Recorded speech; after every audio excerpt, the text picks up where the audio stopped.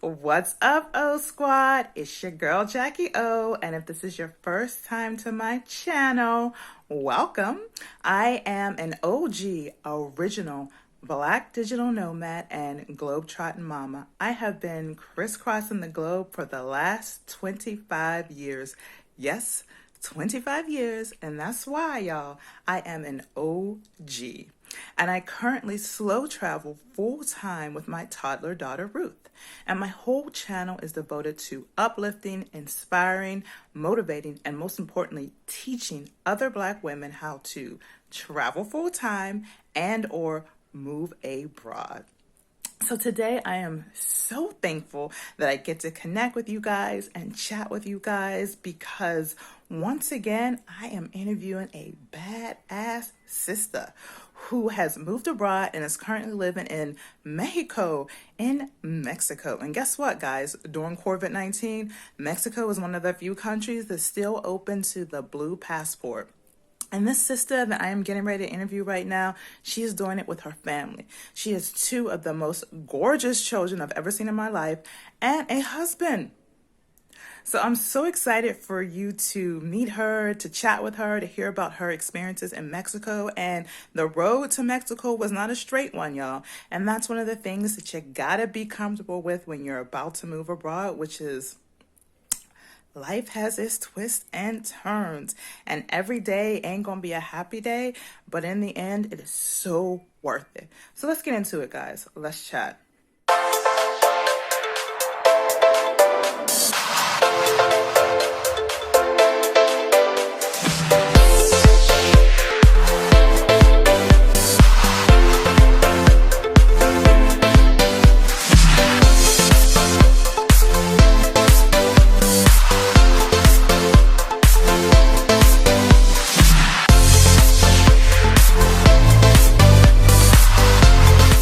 Don't forget, if this is your first time to my channel, don't forget to like and subscribe. I love having new subscribers. I love connecting with you guys. I love when you guys comment. So please comment, ask questions, let me know videos that you'd like to see, and I will get right on making them.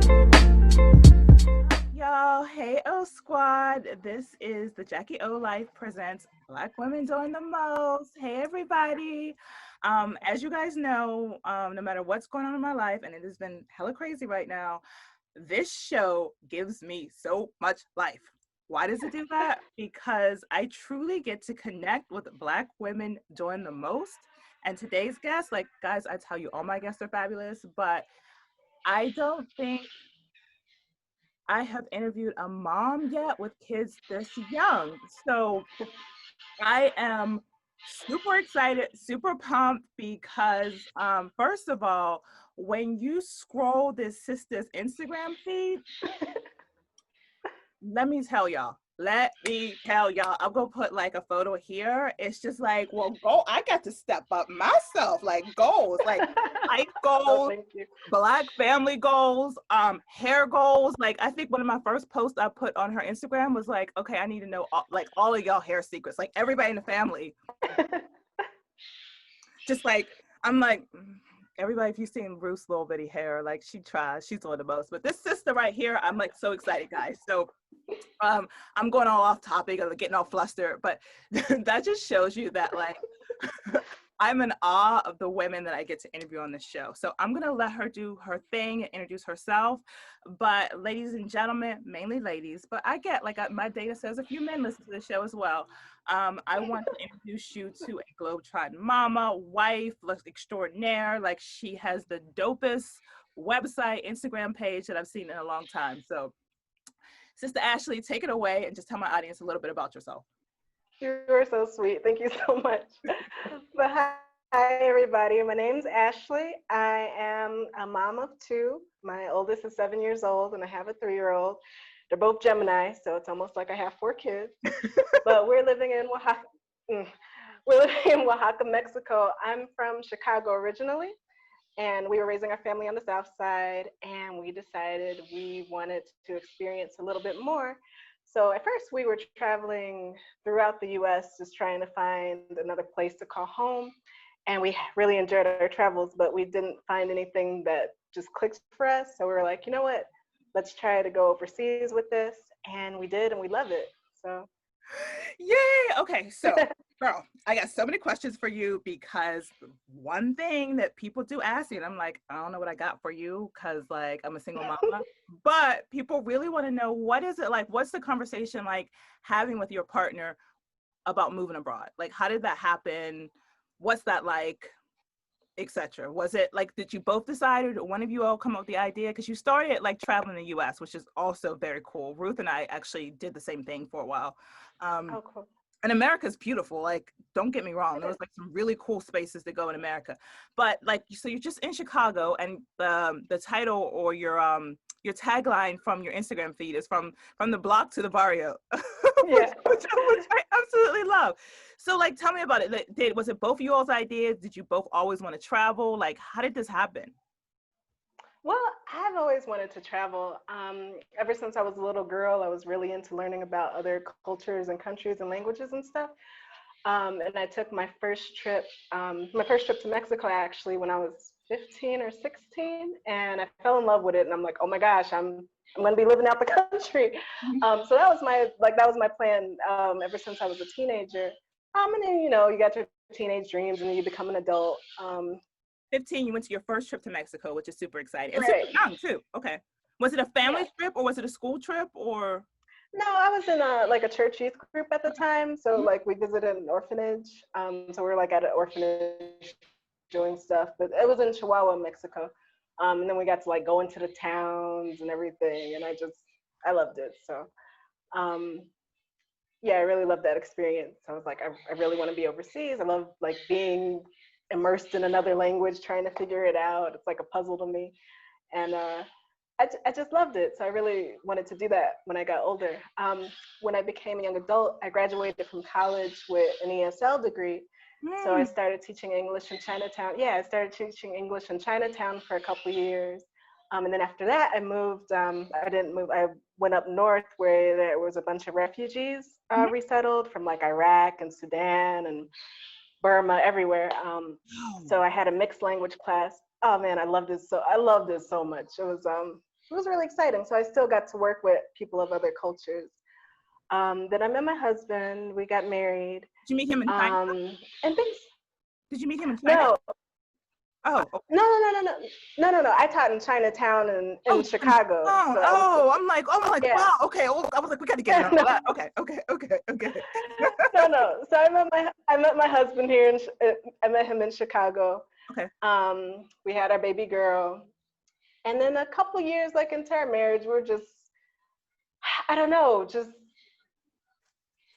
just Chicago life, America life. We were like, oh, it's hard. He was going to work. He had worked the same job for like 18 years or something. So just him slogging day in and day out, waking up before the sun comes up, coming home when the sun comes down.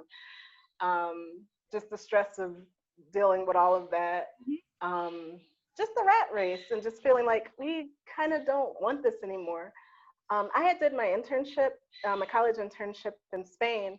So I just said to him one day, like, man, we should just like go back to Spain because I spent 3 months there and I loved it, love that. And he was open to the idea. He was just like, hey, why not? So I was really blessed because he's kind of just as eccentric as me. So the idea Number of like, one, ladies, choose your partner wisely. You see, she chose somebody who's like her, okay, who was open. Okay, continue on. yeah, Sorry. no, it's fine. And, he loved travel and stuff as much as I did. And so we were like really looking into moving to Spain at first. But then after a month or so, we were like, maybe we're just being crazy. It was like the dead of winter in Chicago. So we're like, you know what? We're just stir crazy because it's winter in Chicago. So let's just calm down, be cool. Maybe we could look at another place in America to move to. So that's what we did. But after we went everywhere, we went to like Charlotte because everyone was like, oh, so many young Black families going to Charlotte. We visited Charlotte, went to New Orleans, New York.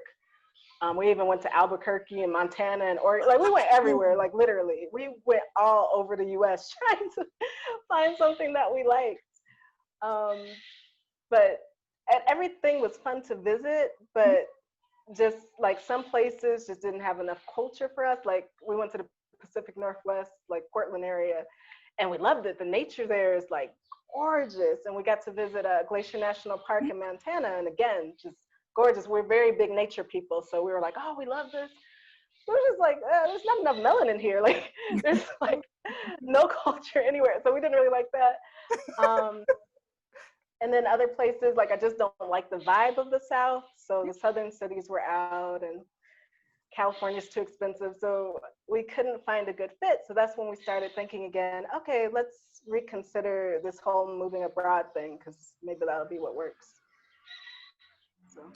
Wow. Okay. So it was a decision both of you. Your husband was open. You had already traveled like extensively, both in your childhood and like early adolescence, early adulthood. So and then you decided what? So it was Mexico? Like Mexico was the first place you thought of after Spain, or how did you end up Mexico?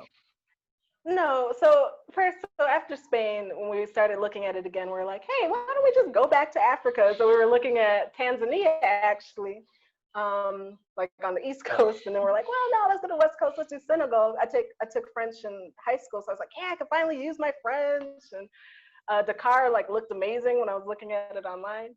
But at the time we had aging parents, so we're like, maybe we shouldn't like move a whole ocean away. So that's when we started looking at Latin America, and we actually decided on Nicaragua to move to, because of the low cost of living. The culture there seemed really cool, lots of beautiful nature. And so we're like, yes, let's do Nicaragua. So then for the next 2 years, we like invested researching all things Nicaragua. We figured out what city we were going to go to. Yeah, I found like what school I was going to send my daughter to. Like we figured it all out, and we were ready to go. We were going to plan to move the fall of 2018, and we were ready. Like we were selling stuff, giving stuff away. We were all ready. And then that spring, their government just went nuts. And there were like a lot of students protesting, and they were like killing students and kidnapping people. And it was just nuts. So we're like, oh, we can't move here. So that just put like a halt on everything. And we were just kind of lost, because we had, spent 2 years like, this is what we're doing. So a woman, we had made a contact down there, another Black woman who was living down there, and she was helping us out with stuff. And when all of that started going on, she fled to Merida, Mexico. So she was telling us, I know like, who you were talking to. I know. Yes. Is her name Carolyn? Is her name Carolyn? Carol? Yeah, Caroline. Yeah, okay. Yeah. Yeah. Okay. Yeah. So she was telling us, come down to Merida. It's really great down here. I like it. And so since we had nothing else to do, we were just like, okay, let's give it a try. We'll try it for like, we decided to try it for a few, like 6 weeks, 7 weeks. Mm-hmm. And so we went down early last year. We went down, and when we got down there, we like fell in love with it. We were like, oh my gosh, this is perfect. This is exactly what we wanted. And that's how we got to Mexico.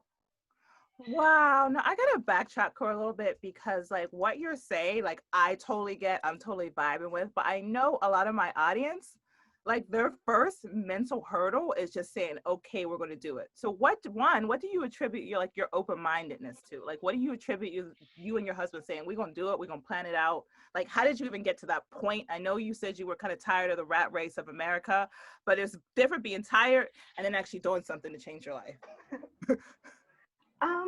I guess a couple things. So like I said before, like the idea of living overseas was already something that was in me. Mm-hmm.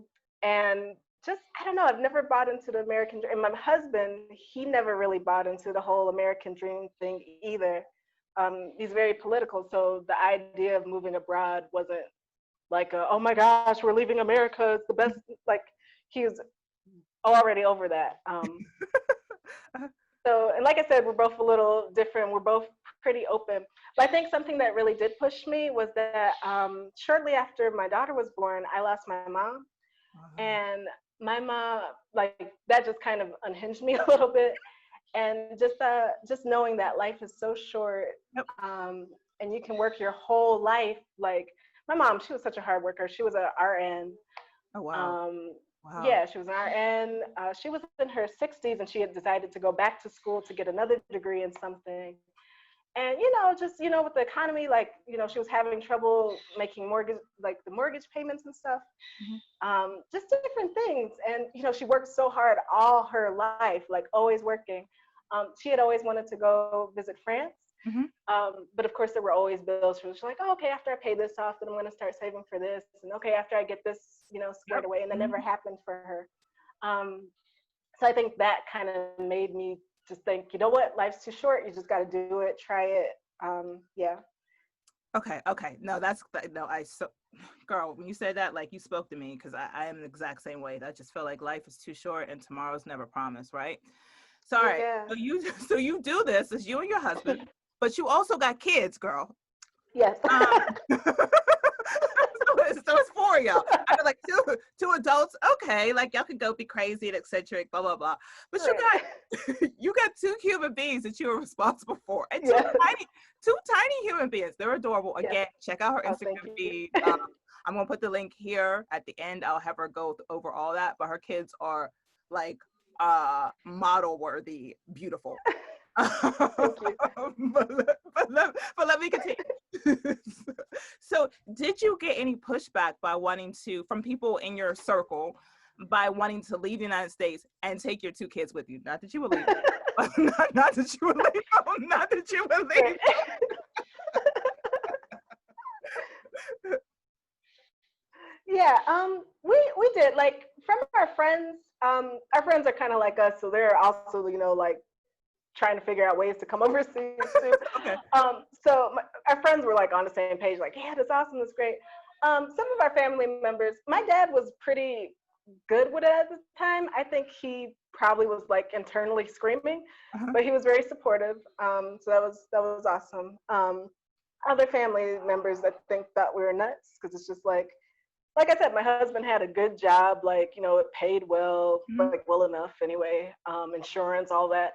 So it's like, why would you leave this job that you've been working for like 17, 18 years to go, like, to go to a whole nother country? And of So course, like, uh, whether it was Nicaragua or Mexico, it's like, why are you going there? Like, they're trying to come here. Why are you trying to like go there? And the cartel's gonna get you. And I'm just like, so again, we're from the south side of Chicago, so we're not from like the fancy neighborhoods that you see on the tour. We're from the hood, really. Like, we were living in the hood.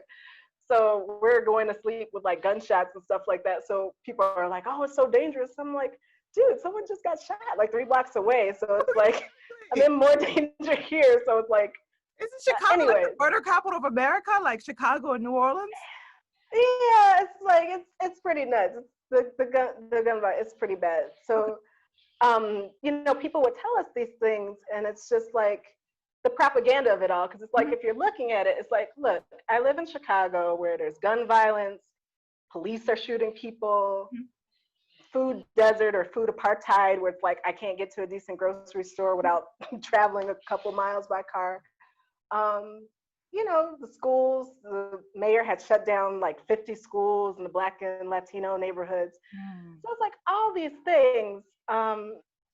But you're telling me for me to go to a whole nother country, I'm like putting my kids in danger and taking opportunities away from them, and all this stuff. And it's like, listen to yourself, like really think about what you're saying. But I get it, it's scary. It's like that heard of, so I can't be too mad at people. But Yeah. But I love the fact that you're like, for those of you who are listening to a podcast, she's saying all this stuff, but she still has like the biggest grin on her face. And so I'm so appreciative of like her positivity because I know I heard a lot of the same things. Like yeah, were you taking this little girl, like the diseases, the cartel, the disease, kidnapping, like all that stuff. right? All that stuff, right? Like, and at some point you just gotta decide, like you know what's best for your family. Yeah. Period. Like, you know what's best. So I want to like fast forward. Okay, so you leave South Side of Chicago, and like, what are you talking about? What came out of South Side of Chicago? Michelle Obama. So we already talked about the folks come out of the South Side. And Barack, although he's from Hawaii, he just married well. He married well. But I once again digress. I digress. So you get to Mexico. You got your babies, because you had your daughter in the U.S. or you had her in Mexico? No, we had both our kids in the U.S. Okay. So when we left to Mexico, Sage was she 5? She was 5, and Fanan was like 1.5 or something like that. So babies. I mean, that to me, that's still babies. That's still babies. Yeah. Yeah. So you come to Mexico, and what was kind of your first impressions, experiences, etc.? Yeah, so we first got to Merida, and like I said, we loved it. You know, it was beautiful. It was beautiful. There's so much fresh fruit. The people were pretty friendly. We absolutely loved it. I should have known a little bit better because, like, I did all my training and like learning about culture shock and all this other stuff. So I totally forgot that we were like in the honeymoon stage. We were in the honeymoon stage. Um, because after a while, like when the summer hit, we were there, we were just like, oh no, this isn't quite the right fit for us. One thing is Merida is hot. It is extremely hot. Like the low would be like 92 with the high 105, not including the humidity. So it was mad hot. And just little things. Merida is very special because it's like, I think it's the second safest city of its size in like this hemisphere. So it's incredibly safe. Like it's a safe, clean city. Like you can walk the streets at night. Like for a city, it's extremely safe. Like you don't really have to worry about anything. So I think because of that, like a lot of the people, like a lot of the locals would say like, oh, you know, Merida isn't Mexico, it's different. But kind of in a almost like a we're better way, and I just didn't like that vibe. Like I could get it because, you know, it is a little bit atypical, right? Like there's no crazy cartel stuff that's obvious or anything like that. But still, I just didn't like the kind of snobbish type vibe I was getting. So it was that. The landlord that we had was like robbing us. And we were just in a really bad situation with our landlord. So like lots of little things were just letting us know like, okay, we can't, this isn't the place we're, you know, supposed to be forever or whatever. So we had friends that we had met in Merida, and they had gone to Oaxaca, and they were telling us, oh man, you should check out Oaxaca. I feel like it'll be more your vibe. And so we listened, and we hopped onto a bus. It took a 30-hour bus ride to Oaxaca, and we fell in love with it here. So this time we tried to be a bit more cautious because it's like, okay, honeymoon phase, let's not. But just the longer that we're here, the longer we're like, wow, this place really, like, it's a good fit for us. We love it. So that's where we are now. Wow. Okay. No, that's an exciting story. And what I also love about it is you went to a place, it didn't work out, but instead of like being like, all right, I'm going to take a train, I'm going to take a bus, or not take a bus, but take a plane. I mean, you could take a bus from, but that'd be a long bus ride back home to Chicago. You were like, nope, we're gonna just try something else, which I just want to emphasize that because it's like so much resilience. And I think that is one of the mentalities that you have to truly like be able to do the expat life, right? Like to just really be like, okay, this didn't work, but let me just figure it out. And again, guys, she's doing it with like her husband and like 2 kids. Like if I could do like a round of applause, like maybe I can make the noise when I edit this, but go you, sister. So, okay. So, all right. So I know I got a lot of like parents and couples listening now because they're like, wait, like she moved to Mexico. Her husband moved with her. Like they're still married. Yes, guys, they are. Okay. So let's talk about like your kids and like their adjustment. And like what that was like moving now to like Oaxaca. We'll skip over Merida, like Oaxaca, and how are they living? Like how are they enjoying themselves? What have you seen through their eyes? Okay, they're enjoying it. I'm like really proud, especially of my daughter. I'm really proud of her because she's been the most flexible because we've like thrown her in some crazy situations. So just to backtrack back to Merida, we sent her to a Waldorf school there, and it was all in Spanish. It wasn't a bilingual school. I think the teacher she spoke a little bit of English, probably like my level of Spanish. One time out. Did your daughter have Spanish in Chicago too? No. No. God bless this little girl. Little girl. Okay. Yeah. I really got to give her more credit because she so she's 4 or 5 years old, going to this school She's the only American, the only English speaker, and you know, she's thriving. Now, I will say that Waldorf was probably the best like mode of education for that, because they're very like play nature based. Mhm. So it's not like she was doing worksheets in Spanish at the age of 4 or 5 or anything like that. So it was a very gentle way to like ease her into the language. And she did great. Like I remember maybe after 3 months of going to the school, we were at the park, and she starts talking to these little girls in Spanish and playing with them. I'm just looking, and the mother's looking at me like, "Oh, tía, habla español." And I'm just like, "See, I didn't even know she did." Like, so she's doing really, she did really great. And then when we came to Oaxaca, it was great because our landlord really, so we got good landlords this time, and they really took us under their wings, and like they would have the kids just, you know, chill at their house, which was great. But they don't speak English, so you know, my daughter was learning a lot of Spanish, just, you know, hanging out with them. And we ended up sending her to the public school that's like a couple blocks from our house. She like learned even more. So she's doing really great with adjusting. Now I will say that she does tell us like, "Oh, you know, I miss Chicago and I miss this and I miss that." But I feel like overall she really is adjusting well. So Now, why in Oaxaca did you make the decision for a public versus a private school? one, because the traffic's really bad here. So we're really happy just taking like buses and taxis and stuff like that. But neither my husband nor I are really morning, like our kids, none of us are morning people. We're all really late sleepers. Like I'm blessed, like on the weekends or when we don't have to do anything, my kids will sleep till like 9 o'clock, which is Wow, like really late for kids, right? that is so late. Uh-huh. Yeah. So I didn't want to wake up super early to try to get across town, because they do. They have a Waldorf school here. They have Montessori and other good, like really good private schools here. So we could have done that, but we don't live in the center. We don't live in the center of town. We like really live in like a working class, like all Mexican neighborhood. Um, so we didn't want to make the commute, and our landlord like knew some of the people at the school, so we're just like, it's like literally not even 2 blocks, it's like half a block away from us. Wow. So we're just like, let's just try this out. So um you yeah, live so in Oaxaca in a Mexican neighborhood as opposed to in Oaxaca in a expat enclave.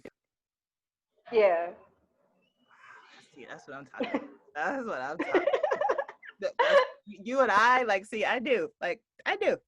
I didn't know stuff about you before, but I was like, yep, she's my like sister, like on so many levels, because that's kind of what I'm about to. I love like being in the Yeah, with like people who actually live there as opposed to recreating a little America for myself because I left America right, for because it's like, then why move, like, yeah. yeah. So let's so now your son is how old now? Now he's 3. Okay, so he's 3. So does he go to a daycare or how does that work?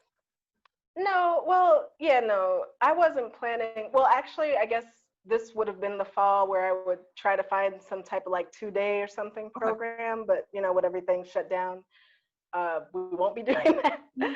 Mhm. But no, so he's been at home with me forever. So No, that's my look. My daughter's never been to a daycare or anything else. Like she'll be 2.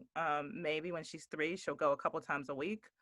Um, yeah, and like that's it. And I want to look at like a forest school. But yeah, we travel so much, so we'll see. Like it'll have to be a school that's open to her, not only being there for part of the year. So we'll see about that. So let's talk about like housing a yeah. little bit because I know like that now that you mentioned housing and you talk about 2 different cities in Mexico. I know somebody's going to slide into my DMs because they always do and say, Jackie, you're gonna ask her a whole bunch of questions about housing, and I don't know nothing about no housing. So how did you find housing when you were in Merida, and then how did you find housing in Oaxaca? Okay, And she so when we went has to, a blog post on this too, guys. Like if you check out her blog.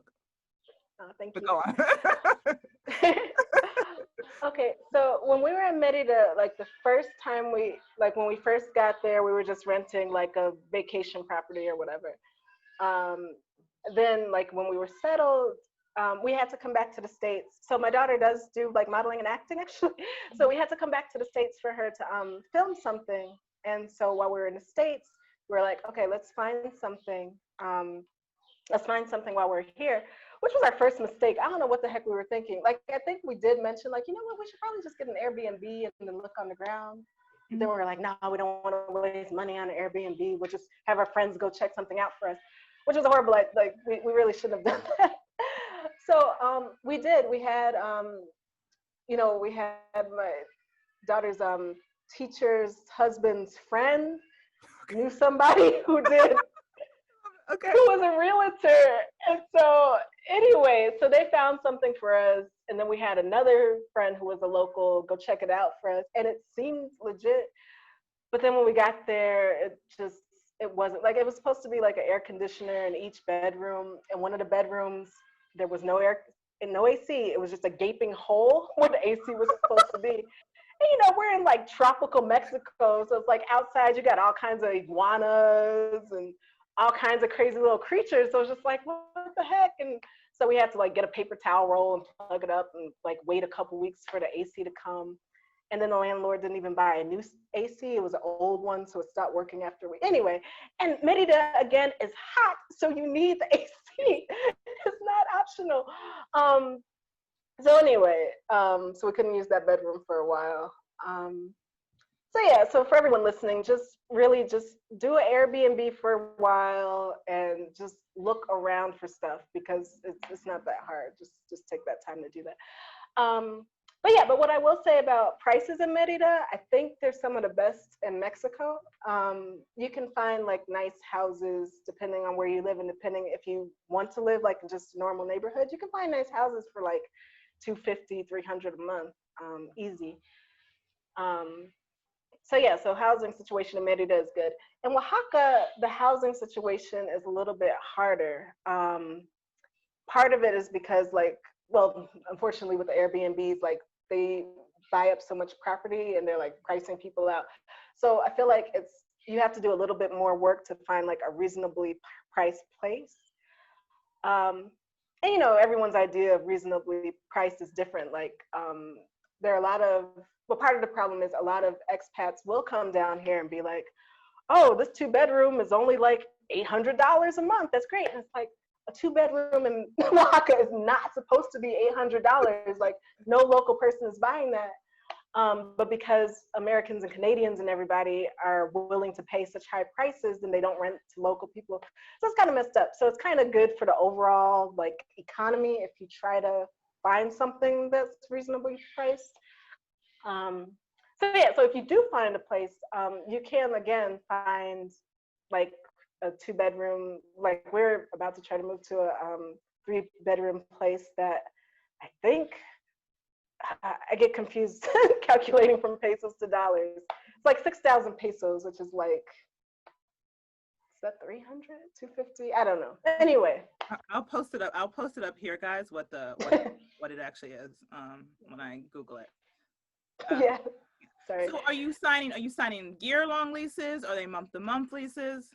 No, because of our bad experience in Merida, we've decided to only do month-to-month leases. Okay. Because although honestly, I mean, this is gonna sound bad.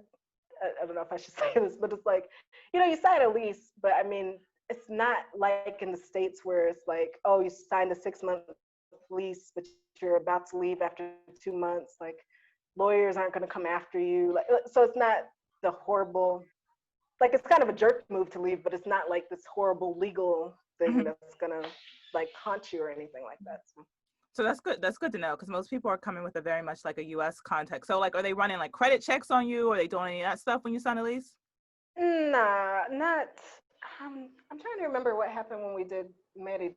I don't think they did any type of background checks. I think all we had to do was like show them our passport, and we had to have someone vouch for us. So like our teacher, Sage's teacher's husband, like vouched for us, saying, whatever. It's a legal term for that. Fiscador. I can't remember. Okay. So some places might want someone who's local to say like, yeah, this is a legit person who has money. But in Oaxaca, we didn't have to do that. So, so something about Mexico is like, I read this somewhere, like the only consistent thing about Mexico is inconsistency. Mm-hmm. So it's like, you'll have one person that has this experience, and then you'll have someone else with a completely different experience. It kind of just depends. So. Okay. Now we're going to get into like some of the stuff that I asked like all like my guests, but particularly like my guests who are mothers, right? Because one of the biggest questions I get asked as a mom who was like deuces from the United States and I'm taking my baby away, is is your kids and their blackness and staying connected to blackness, whatever that means. Yes. And I'm just going to let you respond to that because I have been very vocal on lots of my episodes and on my blog about my daughter's still blackity blackity black. Yes. But I do get in comments on various travel blogs, vlogs, etc. People saying if black kids aren't raised in America, they somehow aren't connected to blackness. So I want to hear your response as well. Well, I would just ask, like, for example, what about kids? What about black kids who are living in like white suburbs? I'm just like, there are plenty of kids who aren't raised around, enclaves of blackness. So that's an issue in America. That's not something that's just unique to people who are immigrating out of America. So for us, so I mean that's an important question to us because like we love our culture and we love our people, and probably the biggest thing I miss about America is black people. Like I do miss us. So the ways that we do stay connected to that, we do try to find black people wherever we go. My husband especially is the person who, if he sees a random black person walking down the street, he's like, "Hey, bro, hola." Okay, I'm that person too. So, man, so sometimes it works. Sometimes they're just like is it just like a black American thing to say hi to other black people? Because I swear, like some people are just like, "Why are you talking to me?" Yes, but but like yesterday we're walking outside. And we got so excited. So our daughter is so used to us. She was like, "Hey, Dad, there's a black guy."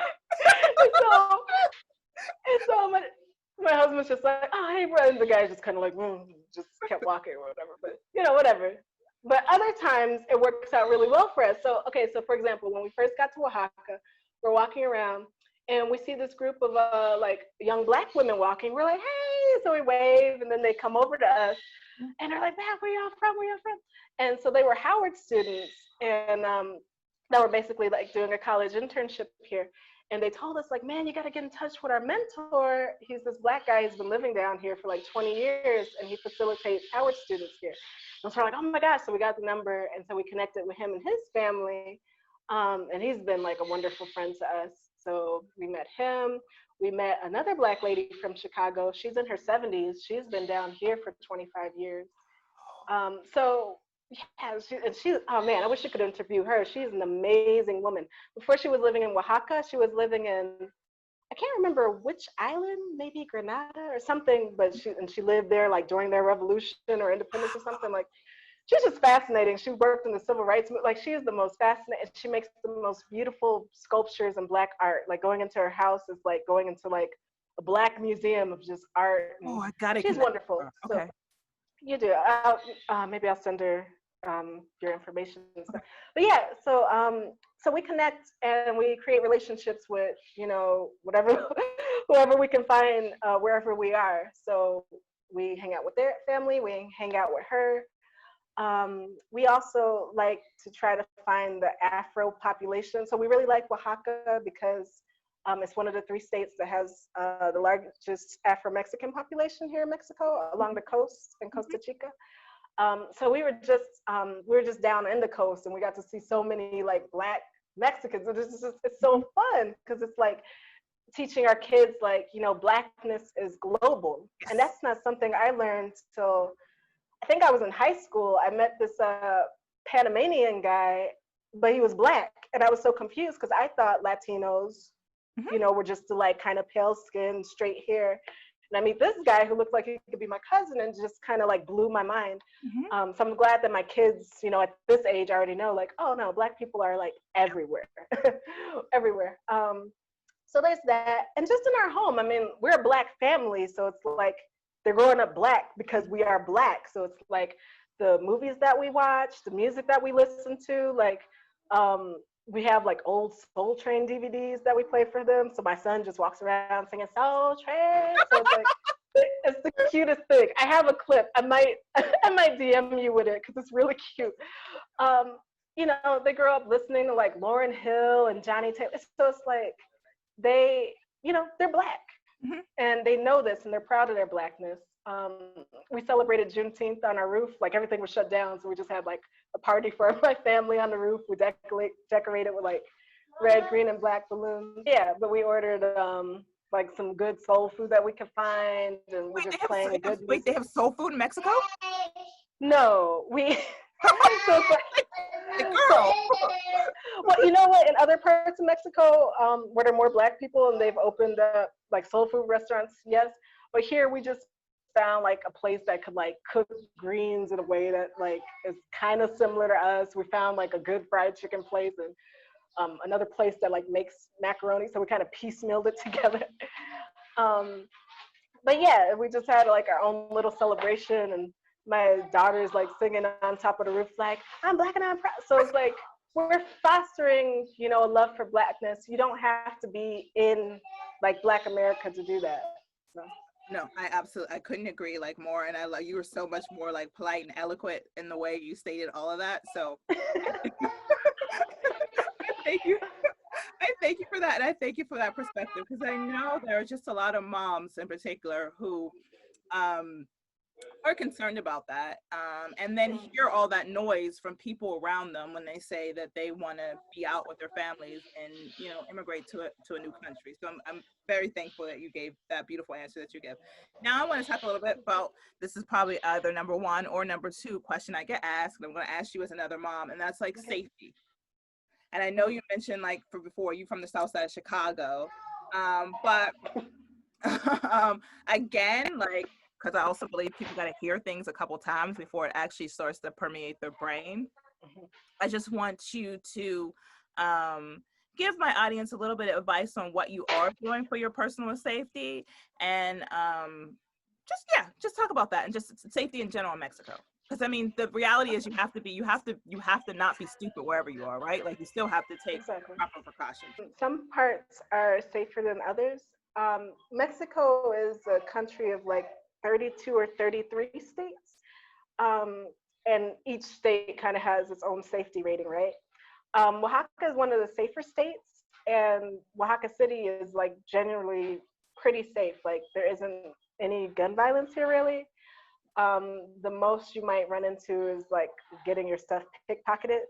But nobody's really strong arming people really heavy, at least not in the places that we go to. We haven't heard of anything happening. So, I mean, we're city people, so we know how to act in a city. Like we don't have our phones like hanging everywhere. We're not wearing, crazy jewelry as we're going out.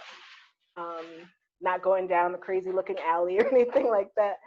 Um, and that's just how we stay safe.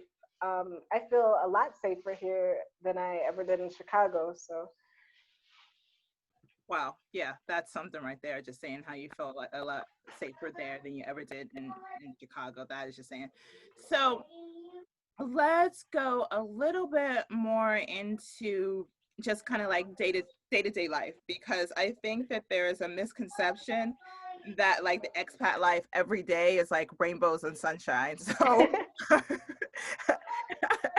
I like to tell people, like, even if you live on a tropical island, like every day you might not necessarily be on the beach, and like every day right. is not exciting, and like I don't know, you're not going to like an amazing Mexican like pyramids or something every day. So I just want you to take my audience through kind of what day to day is like, just so people have a realistic expectation that like what it's like living abroad. Okay. All right. So again, I have my two little kids, right? So we wake up around 9 o'clock, and then we try to get out the house immediately before they start acting crazy. So for us, that means either going to a park. They have some playgrounds around. Oaxaca has like a lot of like beautiful like park plaza places with like fountains, and they might have like a little playground. Pre-COVID, they would have the people out selling like these snow cone things or ice cream. So we try to generally do something nice outside, and I love it because it's just a gorgeous setting. Like I'm looking out my window and I like see mountains and stuff. Um, so yeah, so we take them outside. We get lunch. We might get lunch at one of the little restaurants. They're called like comida corrida. So they're almost like these little house restaurants. And so we might get some lunch there. And for like $5, we can all four of us eat pretty well. So we'll get some lunch. No, Come as a mom, I home, gotta get ask some you nap. what kind of eaters are your kids like, and has that changed since they went to Mexico? They've always kind of been picky eaters, but thankfully they're healthy picky eaters. So it's like there are only a few things that they really want to eat, but those things are like generally fruit, and like chicken. So like my son, he's currently obsessed with this fruit called rambutan, which Oh, is I love rambutan. Oh, that's one of my favorites. yes. Yes. Oh, yes. That's my Yeah, soulmate see, too. got Okay. one right here. Oh, yeah. Yeah, but he's obsessed with these things. He'll go through a bag, like seriously, he will go through a bag of these Me too. When they're in in one season, setting. yeah, I could just sit and just eat them like popcorn. Pop, pop, pop. Yeah, Uh-huh. and luckily, like a bag of these only is about 20 pesos or $1. Mhm. So it doesn't really break the bank. So they eat a lot of fruit. They love tortillas. So like the other day, she came and asked me like, "Mom, can I have some tortilla with a little bit of salt on it?" And I guess that's a snack here. And I'm just like, "Sure." So I like get a tortilla. But they're so snobby now. They only like handmade tortillas. Of So course. they don't like the ones that you buy at the store. Like it's got to be like hot. Lady just made it. Um, so yeah, so they eat a lot of tortillas, a lot of beans, a lot of rice. So So yeah, they definitely adjusted to the diet down there, and they yeah, are they adjusted. thrive. Okay, so you have lunch, and then after lunch, do they still do naps or no? When I'm lucky, yes. My daughter, no, not at all. My son will. That's yeah, he still takes a nap. Then after nap time, I don't know, we just chill. You know, I'm homeschooling them. Even when she was going to school, I was still like homeschooling. Mhm. So I do like But whatever little The lessons. Mexican school day is shorter, correct? It's not as long as the U.S. Yes, it's like from 8 to 1, Oh, and on pretty short. Fridays it was 8 to 12:30. Okay. So And can you talk just a little bit about homeschooling and what that's been like for you, particularly like even because you were homeschooling before Corbett, right? Before school stopped. yeah, Mhm. So just kind of tell yeah. us your So idea of homeschooling and what that is. Because some people are like, that's, I mean, now Corbett, a lot of parents are teaching at home, but like you seem like that was kind of on your radar even before Corbett. yeah, because I've been like a stay-at-home mom with both my kids like since they were born. So we've always done like little educational activities and stuff like that. My philosophy of homeschooling is like very much play-based, nature-based. You don't need to like sit at this chair and do a million worksheets for 5 hours. So because they're so young, like it's been really flexible with how we do things. Now that she's about to be 7 and like going into her second grade year, like I went and bought a curriculum that's like really nice, nature based. So we're going to be doing that. We don't spend too much time on her lessons. Like we never spend more than maybe like an hour and a half doing like concentrated like learning time or anything. Okay, So, no, that's really good. I'm actually thinking about doing like a whole podcast slash blog on like world schooling, homeschooling, unschooling, because I've been getting a lot of interest in what mhm, exactly those terms mean, especially for like Black people, even though there's a lot of groups out there for Black homeschoolers now and unschoolers and mhm, world schoolers and all the different kind of terms that are out floating out. But for a lot of my audiences are still very much like new things and new ideas, and even the idea that what you said, which to me makes complete sense, but to a lot of parents is like, what, kids don't have to spend like 6 hours just like writing like those print off worksheets, which is how I learned right. when I was a little itty bitty. And you know, and my cousin, she has a daughter, she's 8 or 9 yet, forgive me little cuz, I can't remember how old you are, even though I just went to your Zoom party. And she started off in forest school, which I just love that concept of Oh, I love it. nature all day. And now she's homeschooled, but she unschooled, so she picks the subject matters kind of that she wants to focus on. And Mhm. like the stuff, like she's like 8, and she was telling me about the medieval period because that's what she's researching right now. And I'm like, but 8 or 9. Like, Right. I don't even know if I knew about the Middle Ages or Crusades, but okay. Like, Right. Like it's amazing what kids learn or what they will learn when you just kind of, yeah, don't push them so hard and stuff. Yeah. Yeah, and that's another thing. Like, what do you feel like the biggest changes you've seen in your children since you've moved? You know what? I feel like Sage especially was more confident. I mean, she's still a little bit shy sometimes, but I feel like before we moved, she was very much like, nope, I don't want to talk to this person. Like when she was really little, she would like growl at people. She didn't want to. So I feel like her social skills have really blossomed. And I think just the fact that she's able to converse in two different languages, I mean, that helps, right? Your confidence. Especially because she's basically our translator. Because yeah, we're learning, but nowhere near as fast as she is. So I feel like she's a more confident little girl. Fanon too, because before he was kind of the same way, like did not want to talk to people or do. Mm-hmm. But you know, the culture here is so warm and so kid friendly. Mm-hmm. Yeah. So. And I think I always like to explore that like term. I love when people bring that up in my interviews, like kid friendly, because I think, at least for me, and this is I'm not projecting anything on you, just me. For me, when I hear like kid friendly, I do for the most part think about like different cultures in Africa, Latin America, and I feel like US throws the kid friendly term around. But truly, when you think about being welcoming to kids, like people truly being warm and friendly to kids, I don't know if I necessarily felt that outside of my immediate family in the way that right. when I'm outside of the US. So has that been your experience or? Yeah, no, I totally agree. Like, I feel like in the US, it's like there are lots of kids. It's almost like kid segregated stuff. So you can find a lot of stuff to take kids to. Like, here's the playroom for your kid to go to. Here's this class. Here's this restaurant. But you're not taking them to this nice restaurant, or you're not going to go to this with your kid. Like, it's like you're expected to have your kids at some places and not others. And if you do bring them there, they better sit down, shut up, and like not like they need to be like a cute accessory, right? Not be kids, yeah, exactly.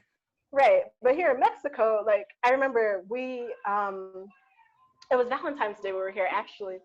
My daughter was in school, but we still had my son. And, you know, me and my husband were like, it would be nice if we could go somewhere to eat. But, you know, our son is still crazy. So it's like, man, we don't want to take him to a restaurant. But we're like, you know what, whatever. We're going to go to the seafood restaurant and check it out anyway. And we went to this nice seafood restaurant. And in this nice seafood restaurant, they had an area for kids to play in. Like they had the little like toy house thing and cars and all kinds of toys. And it wasn't a kid restaurant. It wasn't like a Chuck E. Cheese or anything like that. Like we were eating ceviche and other like sopa de mariscos and stuff. But I feel that in a lot of places, there are areas for kids to be kids. And it doesn't have to be like a kid place. It's just, no, people have families. So while you guys enjoy your meal, here's this area for your kids to play. And we find that a lot in Mexico. Again, with my son, he's a big crier. So we'll be like walking down the street and like you can hear him coming. And this lady like came out her shop and just like, oh, por qué llores? Like, why are you crying? And she gave him a lollipop. Another time we were on the bus, like this packed bus. Both my kids are sitting on my lap and there's this lady next to me with a cake. And my son's looking at the cake and like hitting the box like, cake, cake. And then she's like, and I'm so embarrassed, like dying, and I'm apologizing to her. And she's like, oh, no, quiere pastel? That means like, you know, do you want some cake? And I'm just like, hey, yeah, I guess. It's out of her purse, she pulls out like this huge knife and she opens up the cake and she cuts both my kids these huge slices of cake. We're on the bus and she gives it to them. So it's like, just people are so warm. Like even when my kids are acting horrible, it's not like the embarrassing thing that is in the States. They're just like, oh, the kids, whatever. Yeah, no, I definitely, my experience has been the same. People aren't necessarily judging your motherhood by your kids being kids. Because when I see kids do that, I'm like, they're 4, they're 5, like, right. That's what they're supposed to do. I actually think like, is that kid medicated? When I see a kid that's so well behaved, I'm like, what drugs, Johnny, on? My daughter don't do that. Look, Ruth is all over the place. Look. But and it's like, what about she's like, no, Ruth got like people see on Instagram, they're like, oh, Ruth, like she's y'all don't know. Like y'all not there for bedtime. I'm gonna do a vlog just on bedtime so y'all can see Oh my gosh. from zero to cray cray.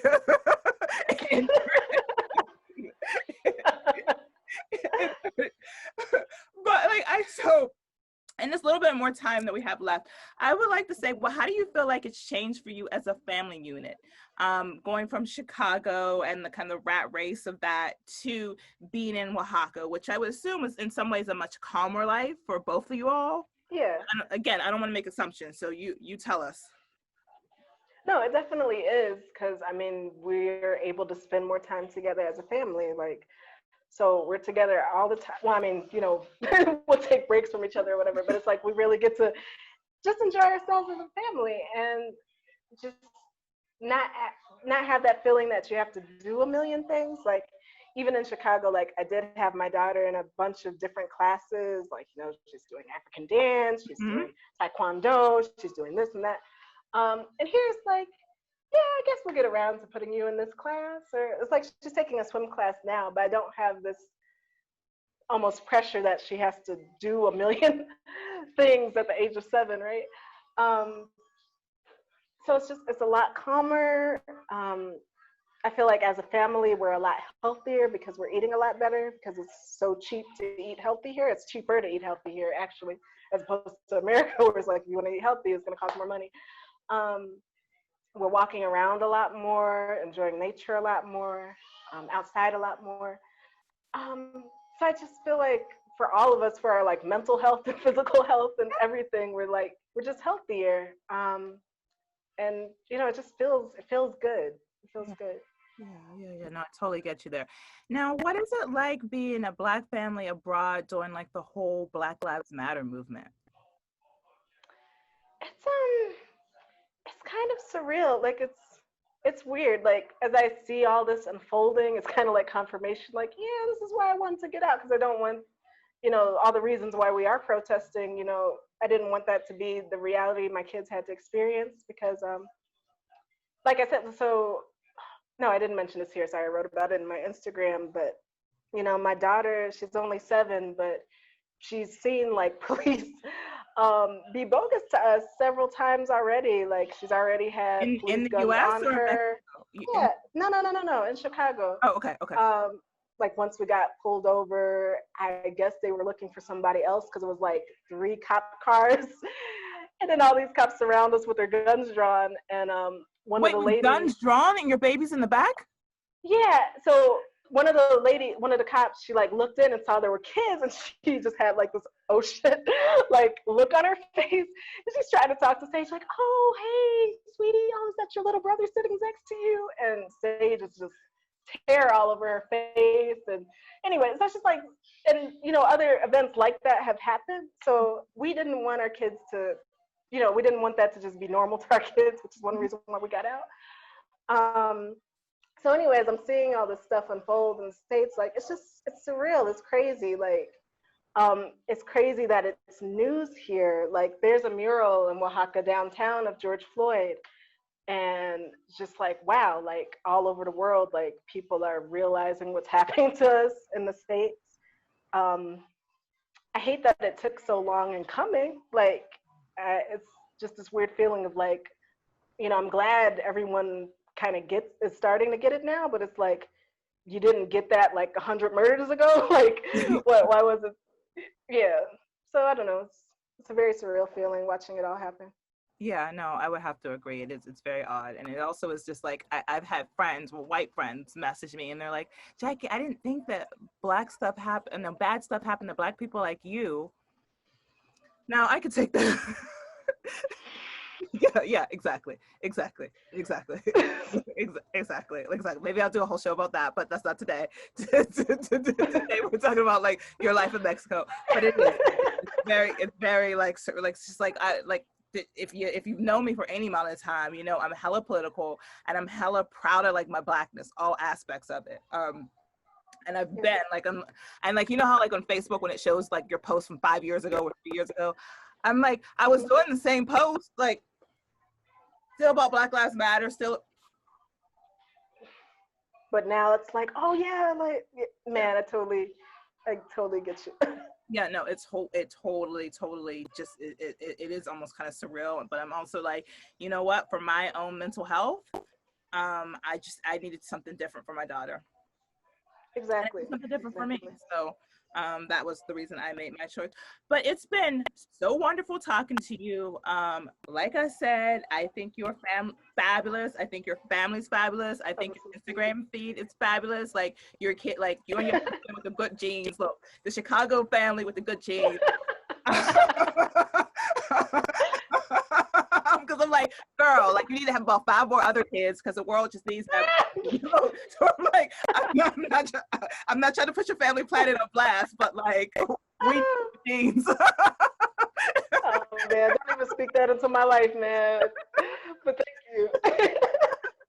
But like, in these final few minutes, there's 2 things I want to do. One, I want you to give advice to families, be it husband, wife, husband, who are thinking about making the move abroad. What advice can you give to them? And then 2, of course, I want you to drop all your social media handles. It'll also be in the description box as well, but I want you to say them as well. So first, just advice to families, particularly like married couples, because I think you're the first married couple who met before they started traveling. Oh, wow. Yeah, I would say, just have the conversations. It helps that me and my husband were kind of on the same page. So I'm not sure what we would have done if I was like wanted to go and he didn't. I would say if you are in a situation like that, take it slow. Like try just traveling for a couple weeks overseas or something like that, just to try it out, just to feel it out. Have the conversations and just dream a little bit, because that's what we did. We dreamed really big at first. We were like, man, we're moving to Tanzania. Then we had to like scale it back a little bit. But we made it happen. So just dream a little bit, talk about it, and don't be afraid, because at the very worst, if you go and you hate it, it's not like you're exiled from America. You can always move back, right? So yeah, I would say just give it a shot, if only for a little bit of time. Because even if you only go for a little bit, let's say that you only go on a vacation, or you say, you know what, we're only going to try 6 months or something like that. That can still just change your family's life, like so drastically. Like it can change the culture of your family, and just implement a lot of good things that can continue on, even if you do decide to move back to the States. So I would say at least try it. Just try it. Yeah, I think that's the best advice ever. Just try it and have those conversations. I mean, I think to be in a healthy relationship, you need to communicate anyway, just to say it from the single woman. But I think communication is great. Look, they're like, if somebody who's listening who's like, really, is Jackie's single behind trying to give people relationship advice? Yes, I am, okay? Okay. And please just tell us where you are on social media so that my audience can follow you. Okay. On Instagram, we are That Black Family Abroad. You can also search that into Facebook group, That Black Family Abroad. And then our blog is thatblackfamilyabroad.wordpress.com. Yeah, I see consistency. She's all about the branding. Yeah. Right there. She gets it. Like, just have the same name and it won't be that hard for people. But anyway, I'm so thankful for you coming on my show. Like, as most of you guys know, most of these people I've never met in real life, in the non-virtual world. And it's just me slide into the DMs like, hey, my name's Jackie. I'm not crazy. Like, listen. Like, and Ashley definitely was one of the most gracious, like, I got you. Like, and I know particularly like as a mother, she's a mother now with 2 kids at home. It's not easy to take a time, particularly an hour, to chat with like some random person from the internet.